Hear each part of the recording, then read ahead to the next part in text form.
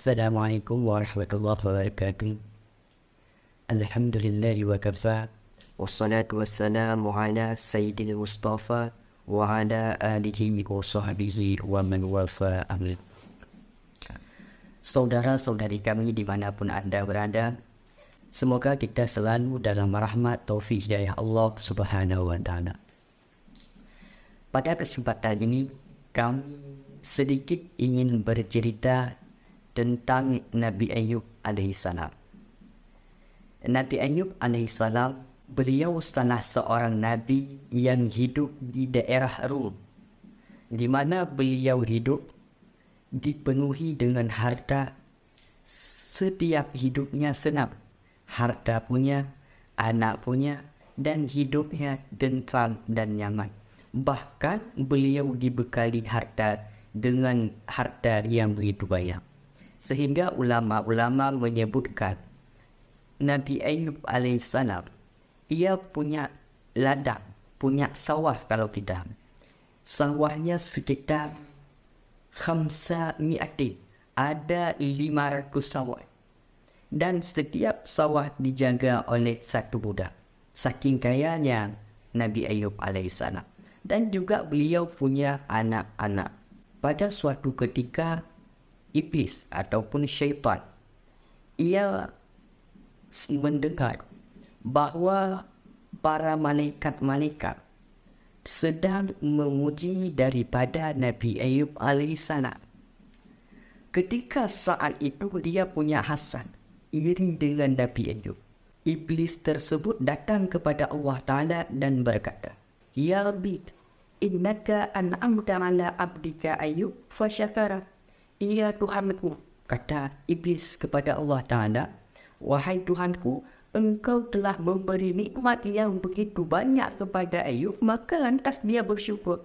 Karena Nabi Ayub ini punya harta, punya anak, segala sesuatu ia punya. Bahkan sampai wa afaitahu famadaka. "Ya Allah, sehat-sehat saja Ayub." Wajar, kata iblis tadi kepada Allah, wajar kalau dia selalu taat kepadamu ya Allah.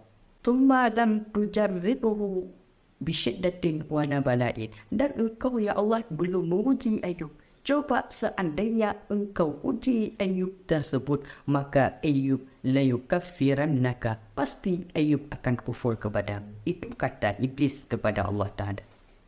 Maka saat itu iblis meminta kepada Allah Ta'ala, "Ya Rabbi, wa ana laka za'imun." Ya Allah, berikan aku kekuatan, li'anna da'ikuhu bil bala'i la yukaffiran nadakat. Ya Allah, berikan aku kekuatan, aku ingin menguji Ayub. Pasti ketika aku uji Ayub, Ayub akan kufur terhadap. Maka saat itu Allah Ta'ala berkata kepada iblis tadi, "Intali faqad sanatatuka ala mali." Wahai iblis, pergilah kamu, coba kamu uji Ayub dengan hartanya. Ketika Allah mengizinkan iblis menguji Nabi Ayub dengan harta, iblis turun ke bumi untuk menguji Nabi Ayub alaihissalam. Pada saat iblis menguji Nabi Ayub alaihissalam dengan cara diujinya harta, semua harta Nabi Ayub, baik ladang, persawahan, dimusnahkan. Termasuk ghanam, binatang-binatang ternak, dimusnahkan oleh iblis. Iblis setelah memusnahkan hartanya Nabi Ayub, maka ia pergi ke Nabi Ayub untuk berkata, "Wahai Ayub, seluruh hartamu sudah dihabiskan oleh Allah Ta'ala." Tapi ternyata Nabi Ayub saat itu tidak merespon dengan perkataan iblis. Kenapa? Karena Nabi Ayub tahu bahawa harta itu cuma titipan kepada dia, dan apabila Allah mengambilnya, maka itu hak Allah Ta'ala. Setelah iblis tadi menguji Nabi Ayub dengan harta, ternyata Nabi Ayub tetap masih orang yang bersyukur, tidak kufur kepada Allah Ta'ala. Maka iblis minta lagi kepada Allah Ta'ala, "Ya ilahi, halaka musallati ala waladi." Ya Tuhanku, apakah engkau memberi kekuasaan kepadaku untuk aku uji Ayub ala waladi, di atas anak-anak Ayub, dengan cara memusnahkan anak-anak Nabi Ayub? Maka Allah berkata, "Intalik, sanaqtuka ala waladi. Wahai iblis, pergilah kamu ujilah Ayub dengan anak-anak Nabi Ayub. Maka pada ketika iblis tolong menguji Nabi Ayub dengan anak-anak Nabi Ayub, di mana anak Nabi Ayub berada dalam satu gedung. Iblis merobohkan gedung tadi sehingga anak-anak Nabi Ayub meninggal. Dan iblis datang lagi pada Nabi Ayub. Dan iblis datang diceritakan mutamassilan lil mu'allim. Dia menyerupai seorang guru. Ketika datang kepada Nabi Ayub dan berkata, wahai Ayub, Allah Ta'ala sudah meruntuhkan gedung di mana anak-anak ini tinggal. Sehingga saat itu Nabi Ayub mengambil segenggam tanah, diletakkanlah di atas kepala Nabi Ayub. Kenapa? Karena Nabi Ayub saat itu sedang frustasi besar Nabi Ayub. Maka Allah Ta'ala mewahyukan kepada Ayub, wahai Ayub, itu ialah cuma godaan daripada iblis. Maka pada waktu itulah Nabi Ayub kembali istighfar kepada Allah Ta'ala. Setelah iblis melihat bahawa ternyata Nabi Ayub tidak bisa dipengaruhi dengan tidak adanya harta. Ketika harta tidak ada, Nabi Ayub tetap beriman. Ketika diuji dengan anak, Nabi Ayub tetap beriman. Iblis meminta kepada Allah Ta'ala untuk kali yang ketiga. Ia berkata pada Allah Ta'ala, ya ilahi, halaka musannati ala jasadi. Wahai Tuhanku, berikanlah kepadaku biar aku menguji Ayub dengan jasadnya Ayub, dengan badannya Ayub. Pasti la yukaffiranna laka. Pasti kalau aku uji Ayub dengan penyakit, maka Ayub akan kufur terhadapmu. Maka sang itu Allah berkata, intalik faqad sanaqtuka ala jasadik. Wahai iblis, pergilah kamu uji Ayub di atas jasadnya, kamu timpakan kepada Ayub penyakit. Tapi ingat, walaysa laka sultanan ala qalbi wa aqli wa lisani. Tapi kamu jangan pernah uji Ayub, penyakit Ayub dengan penyakit lisan, sehingga lisannya tidak bisa berkata lagi, ataupun hatinya, ataupun akalnya. Kamu uji Ayub dengan penyakit, tapi ketiga ini jangan kamu sakiti Ayub. Maka ketika Allah Ta'ala mengizinkan iblis untuk menguji Nabi Ayub di atas jasadnya Nabi Ayub, di atas badan berupa penyakit, maka iblis tadi fa'atahu min kibalil ardi fanafakha fi mankhiri nafhata. Maka pada saat Nabi Ayub sedang solat, iblis datang dari bawah, min kibalil ardi, dari bawah tanah. Fanafakha fi mankhirihi nafhatan. Dia meniup lubang hidungnya Nabi Ayub. Sehingga pada saat itulah Nabi Ayub ditimpa satu penyakit, di mana beliau menderita penyakit itu kurang lebih 18 tahun. Dan penyakit itu baru sembuh penyakit itu setelah Nabi Ayub berdoa kepada Allah Ta'ala, di mana Allah Ta'ala mengabadikan doa tersebut di Quran surat Al-Anbiya, Quran surat ke-21 ayat ke-83. Bismillahirrahmanirrahim. Wa ayyuba isnada rabbahu anni massaniyadhurru wa anta arhamur rahimin. Setelah Nabi Ayub berdoa dengan doa ini, maka Nabi Ayub sembuh daripada penyakit. Sebenarnya kami di sini bukan ingin bercerita tentang ceritanya Nabi Ayub, tapi kami lebih agak meluruskan cerita-cerita yang dimana banyak masyarakat yang awam menerjemahkan daripada penyakit Nabi Ayub bahawa Nabi Ayub ditimpa satu penyakit di mana orang-orang lari karena baunya Nabi Ayub. Banyak orang-orang bercerita Nabi Ayub penyakitnya penyakit kulit dan tubuhnya dipenuhi dengan ular. Sehingga orang-orang di samping Nabi Ayub, baik tetangga, kawan ataupun saudara, semuanya lari.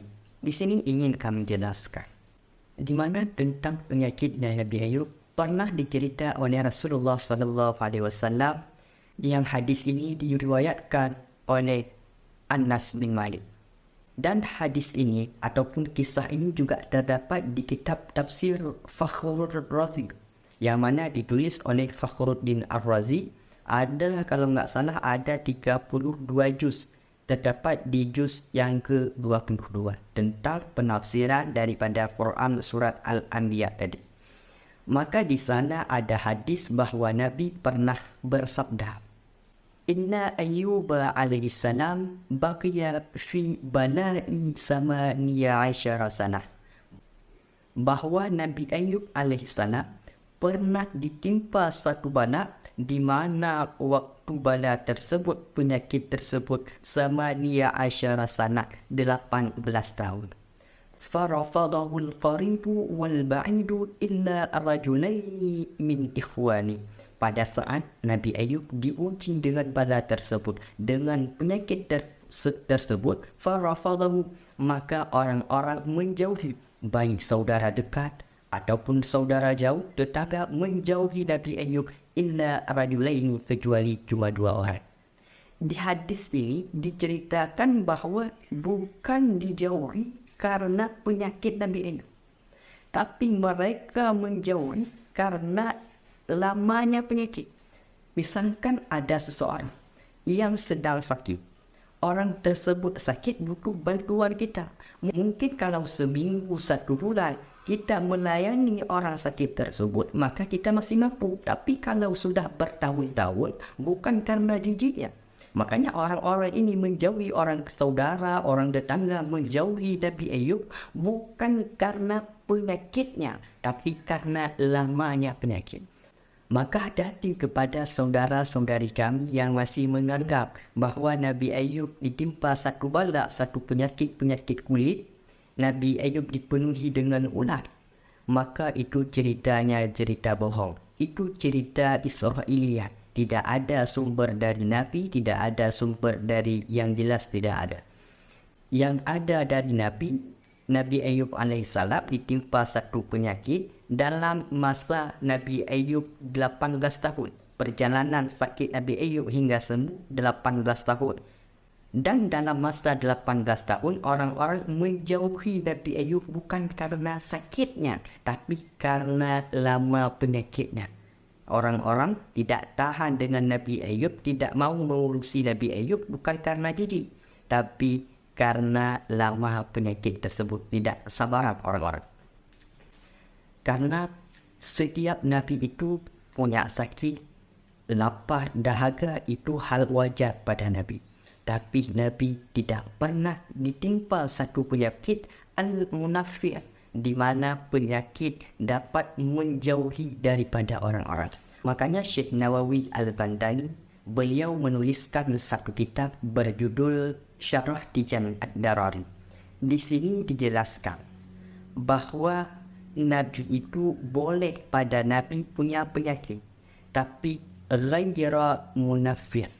Tidak ada pada Nabi penyakit-penyakit yang munafi', yang mana dengan sebab penyakit tersebut orang-orang di sekeliling Nabi, baik itu tetangga ataupun umatnya, lari karena penyakit. Itu tidak ada.